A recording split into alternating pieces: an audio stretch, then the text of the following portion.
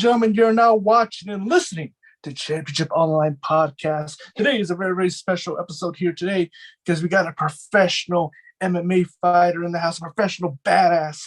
As you can see, you may have seen him on all sorts of UFC, Ultimate Fighter, PFL, and you could catch him on Saturday, April 1st, as he takes on Impa Kasanganay at PFL 1 at the Theater of Virgin Hotels, and you can also see it at ESPN Plus. Ladies and gentlemen, Cory Hendricks. Hello, Cory. How you doing? I'm good. How are you? I'm really good. Again, thank you so much for being on the podcast, man. I'm very excited, happy that you're here. But before we start the interview, we'd like to do a quick segment as we ask 10 fun questions about yourself. Is that cool to do with you? Yeah, sure. All right. Take it away, Rich. Awesome, Cory. We'll start right away with the first question. What is your favorite movie? Oof. Man, that's pretty tough to say. Man, I have no idea. I'll just go with like a classic one that I've liked for a long time. We'll just say Snatch. Okay, awesome. Nice. There you go. With the second question, a little similar. Do you have a favorite TV show? No, I mean, I'm not really good at favorites, but I like, if we're talking like comedies, like South Park, Office, Parks and Rec, Curb Your Enthusiasm, stuff like that. So yeah, we'll just say those. Awesome, that works. With the next question, I know you're in training camp, but if you do have one, do you have a favorite cheat meal? I mean, I just love chocolate in general. I love chocolate. Eat some chocolate every day. I don't really use it as a cheat meal, but my favorite food is actually ice cream. But it's easier for me to eat no ice cream than it is to eat just a little bit of ice cream. So I generally only eat it like maybe a little bit right after fights, and then just kind of put it away. Oh, nice. What flavor of ice cream we're talking about? Yeah. What kind of ice cream? Chocolate ice cream, chocolate chip mint. Preferably something with chocolate in it, just because, like I said, I'm a big chocolate guy. Just love chocolate. Nice. Yeah, you can't go wrong with chocolate. The next question: do you have a favorite music artist or band you like to listen to? Man, again, it's so hard to choose favorites, but I generally I like a wide variety of stuff, but I kind of lean towards heavier stuff. So I mean, I wouldn't say they're my favorite, but they're one of my favorites. We'll just say System of a Down. Nice. And do you have a couple of songs you like to listen to from them? Man, I love a lot of them. They got a lot of good stuff. Honestly, I just like throwing them on shuffle. I don't like to get too repetitive with things. Even if a song is great, if I've heard it 1,000 times already, it's kind of, I don't want to hear it as much. So I like to mix it up a lot. Oh yeah, that's the way to go right there. With the next question, do you have a favorite sports team? Favorite sports team? I don't follow many sports as much as I used to. Like I used to follow basketball a little bit and follow football a lot more. I'm from Washington, so I was a Sonics fan, but the Sonics are no longer a team. And so now I do follow the Seahawks. So I mean, it's got to be the Seahawks. That's the only team that I actually really follow anymore. Nice. Well, the next question: outside of fighting, do you have any hobbies you like to do?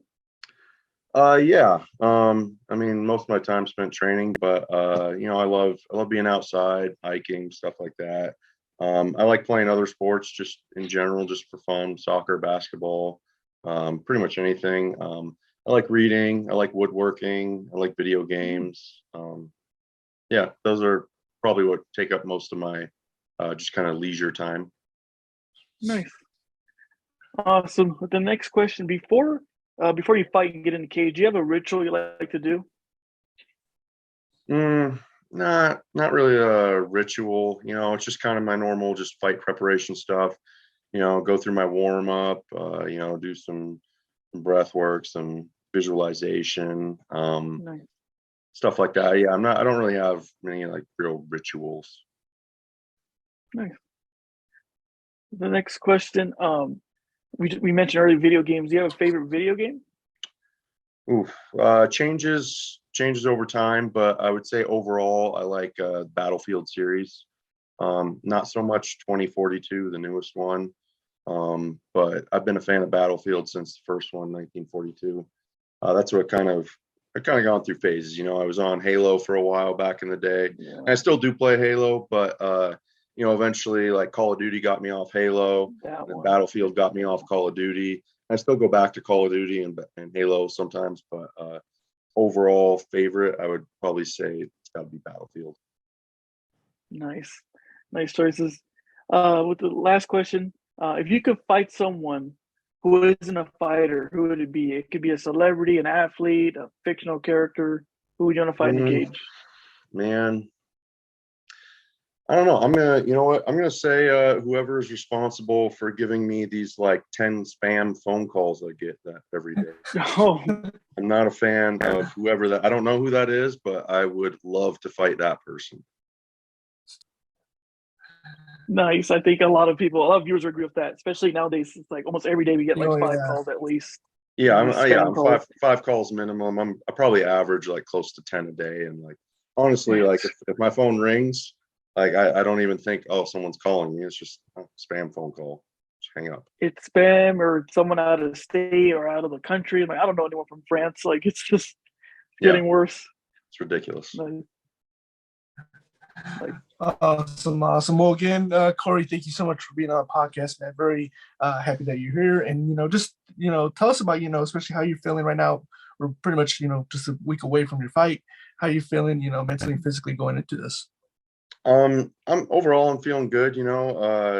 I'm just ready to go in there and just do the thing. Mm-hmm. That's kind of like the weird dichotomy of at least for me, and I know a lot of other people, but probably not everyone, but at least for me and a bunch of people I know, it's like when you don't have a fight, you just want to have a fight, and then when you do have a fight scheduled, you just want to like hurry up and fight so you can kind of like relax about it a little bit. Because right now it's like a little bit of stress in my life. I gotta make sure I'm staying like really disciplined, doing all the things I need to do, eating the right things and not eating the wrong things, and putting in all this work and focus all for this one, moment. So, I'm just ready to go out there and like have this moment and then, see what happens with it.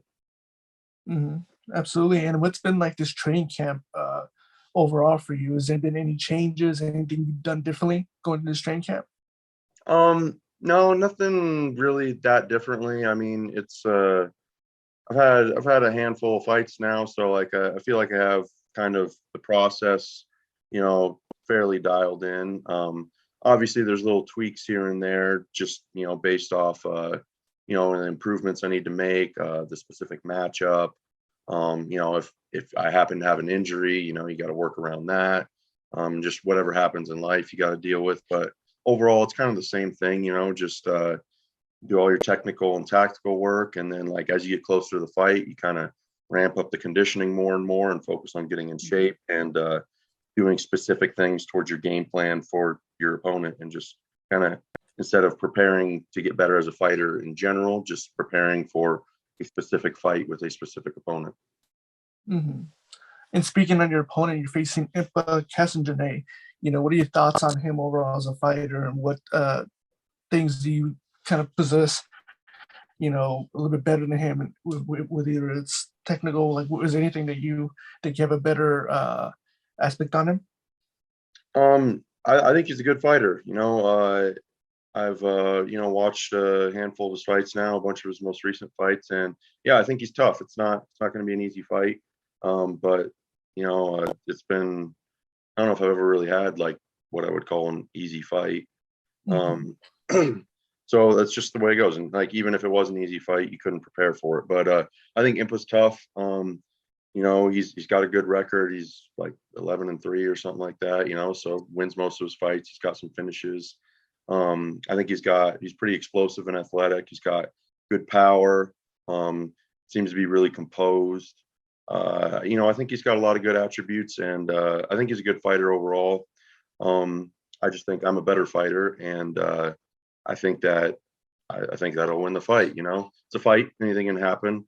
It's not always that the better fighter wins, but I like my chances in this fight. And ultimately, there's only one way to find out. So that's why we fight. We go out there, and whatever happens, happens. Mm-hmm. And you're right. He's a tough opponent, and with a win over him, where would you like to be in the PFL? Is there any fighters you like to fight in the future? Well, I'm in kind of a weird spot with the PFL right now because I'm not actually in the season or anything. This is just kind of a one-off fight. I mean, you never know. People get hurt, and like I've been the alternate before, like last year, and I got bumped up into the season briefly before I got kicked back out of the season. But yeah, right now I'm really only just focused on this fight, and then after that, we'll see what happens. Maybe another opportunity with PFL presents itself, and then we'll just kind of take it from where we're at then, and see what's going on. But right now, I'm not really too worried about things past Impa. I got to keep my focus on Impa and just focus on the task at hand and not get distracted by things that could potentially happen after that. Mm-hmm. And especially, I was looking over your Instagram a few days ago, and I see, you've been doing some sparring with Sean Strickland. And I just want to tell you, what's that about? Like, what's the experience like sparring with a guy like him, and what's been like that for you? Strickland's great. I love training with Strickland. I've trained with him for, I don't really know now, maybe like 4 years or something like that. Maybe even more. I'm not sure. But for a while, we've trained quite a bit. Fairly like back in the day, he was at Syndicate with us, and so we would train like every day. Now he switched over to Couture's, so I just train with him a little bit here and there, not as regularly, but whenever I do get a fight, I make sure to line up some training with him just because he's a great training partner, gives me really good work. And yeah, he's just tough. You want to train with good people. You need to train with variety. You need to train with people your level, people lower than you. But it's also very important to train with people, highly skilled people who are better than you. And yeah, Strickland's very good, very difficult to deal with.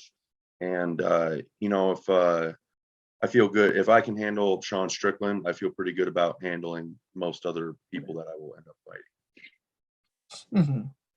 And has there been like any like advice that he's given you that you kind of keep with yourself today?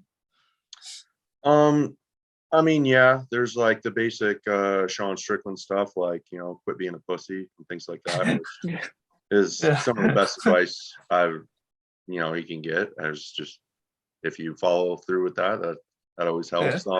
Yeah, he's good for actual technical advice too.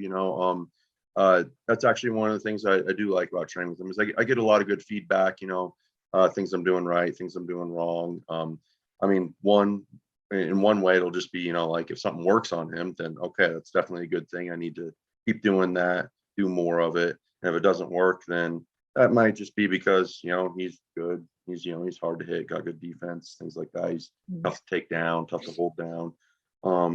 But so maybe if it's not working on him, then maybe you need to make some adjustments. But yeah, he always gives me great feedback after we work together. Generally telling me the things I did wrong, not the things I did right. But I mean, that's what I need. I need to correct my mistakes. I need to, if I'm not already aware of it myself, I want it to be made known to me, what I'm doing wrong or like the holes that I'm leaving open and how I can improve because, I'm just trying to be as good as I possibly can be. So I always welcome feedback, and he's been doing it for a really long time, got a lot of experience. So he's pretty good about giving that feedback. That's awesome. Yeah, that's the type of teammate you want in the gym, Yeah. Which is really cool. And, especially, speaking of earlier, about PFL, I wanted to get your thoughts on this, but especially, recently with PFL, they decided, the partnership with Jake Paul, I wanted to get your thoughts. You think this is, good for the sport, or do you think it's bad for the sport, him now joining with PFL and becoming, with them? For the sport, man, I don't really know how it impacts the sport. I guess maybe it'll actually, I guess it gets some eyes on the sport, that just because, his fan base is from YouTube, I guess. So they're not all familiar with MMA. So, I'm sure he brought a lot of fans to boxing, and him being involved with PFL will bring some eyes to MMA that weren't previously on MMA. And I guess, maybe now that I think about it, is probably good in the way that it brings also eyes to an organization other than the UFC, because, primarily when people think of MMA, they think of UFC, but there's a number of other legit high-level organizations out there, like the PFL and Bellator and ONE FC and other ones overseas. You got KSW in Poland, you got ACA in Russia, you got Octagon in Czech Republic. There's a lot of good organizations with a lot of talented fighters, and I think it's probably good that he will get some eyes on an organization other than the UFC, so people will realize that MMA is more than just the UFC. Mm-hmm. Oh yeah, especially you said he has such a big following, so him bringing those followers to PFL, I think would be pretty good. So, especially with MMA, recently, Ultimate Fighter is now back on, with Conor McGregor versus Chandler as coaches. What are your thoughts on that? Bringing back those fighters. It's been a while, since they filmed the season, but now since it's back, like, what are your thoughts on them bringing it back? Honestly, I don't really care about the Ultimate Fighter. I stopped watching around season 10 or so, something like that, just because I don't know, it's kind of boring. I don't care about the reality stuff. And around then, I would say, is when it stopped being like the top level talent outside the UFC on the show. And there's still good fighters on it, don't get me wrong. A lot of good fighters come through it and everything, but just kind of lost my interest. I was going to be more interested in the season because I was going to have a couple teammates on it. But then they got kicked off by Conor, so Conor could put his guys on it the last second, which was kind of bullshit because they were already like in the hotel, like planned everything like they're going to be gone. And it was like that day they're getting ready to go on the show, start filming and everything. And then they just got told that they were out. So I was going to be interested in it just because I had teammates. That's kind of what brings my interest to it now, is like, if I know someone on the show, then I'll probably watch, their fights and stuff. And I'm sure this one will be pretty entertaining because, Conor and Chandler, I'm sure there'll be a lot of drama and all that. I'm sure it'll be entertaining to watch. Maybe I'll catch an episode or two here and there, but overall, yeah, just not really my thing. Nothing against it personally, just not my thing. I don't watch a lot of stuff, so it's got to be, it's got to really grab my interest for me to want to watch something on TV. Mm-hmm. And especially with someone that you've been an Ultimate Fighter, you've been in that environment, you've been in the house. What advice would you give to someone that is going to be an Ultimate Fighter? What advice would you give to someone that's going to be in that environment? I would say two things. One, just kind of enjoy the experience, because it's a very unique experience that very few people like. There's been a lot of people on the show, but like in terms of like the entire world, there's very few people who have been in circumstances like that. It's a very unique experience. So just kind of enjoy the ride for what it is. And two, and more importantly, I would say, is just stay focused on the task at hand. Some people get caught up in the drama of it and just, I don't know, all the antics and everything. Like, ultimately, you're there to fight and you're there to win. So that's got to be your number one priority. Just kind of push all the other stuff out of your head and just focus on doing everything you can do to win the fights that you have and ultimately win the show. Because that's honestly what really matters. Like, you can, gain as many fans as you want, but if you lose your fights, then who cares? So win your fights. Yeah. Great advice. And one more question, a couple of questions I want to ask. Especially if someone who's watching this and has that dream of becoming a professional MMA fighter, what advice would you give to someone that's starting out in the sport? Well, I would say, one, don't become a professional fighter because it's not a good career. That would just be my first advice, is don't do it. But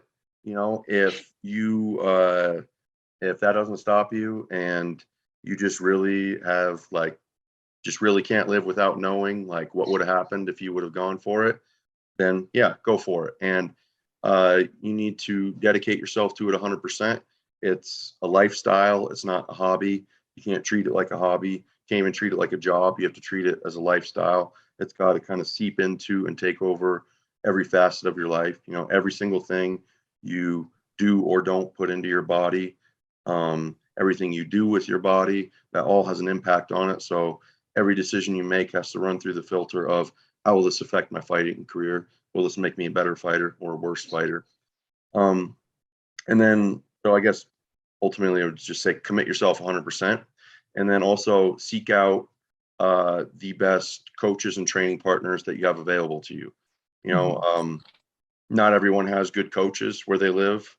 Like I came from a small town, so that I didn't have as many options for gyms and stuff. And I did have some good coaches and some good training partners, but ultimately I made the decision to move to Las Vegas, where I gave myself much more options for high quality coaches and high quality training partners. And I just put myself in the best environment to give me the best opportunity for success that I could. So always seek out the best people that you can to surround yourself with, and that will give you the highest chances of success. Awesome. I love it. Again, you know, such good advice. And again, thank you so much, Cory, for being on the podcast, man. Very, very happy that you were here. And, you know, before, you know, we wrap up, is there a message to your supporters, to your fans out there that you want to send off? Any fans and supporters I have out there, thank you. I appreciate your support. It means a lot. So, tune in, watch me fight April 1st and get another win. And, thank you for everything. Awesome.